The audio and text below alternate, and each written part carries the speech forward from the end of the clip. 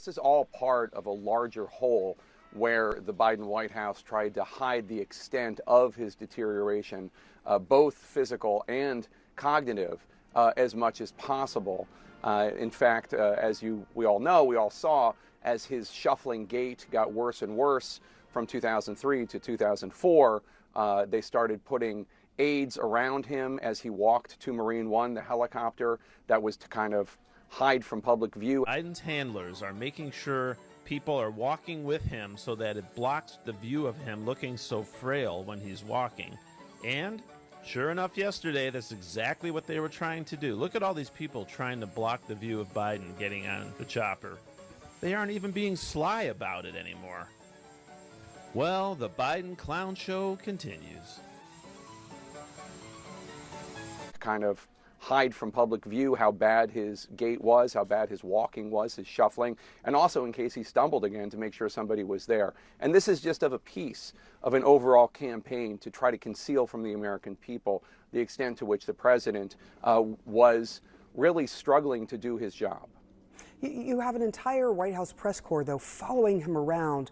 And I'm just curious as to whether or not this kind of trying to hide what was happening with the president at the time had an impact on the press corps. Like, why didn't we hear some of these details from what they actually saw and were dealing with trying to get information? Well, Alex Thompson and I were on the case, as were lots of other reporters, trying to figure out what was going on behind the scenes. But the bottom line is the White House was lying, not only to the press, not only to the public, but they were lying to members of their own cabinet.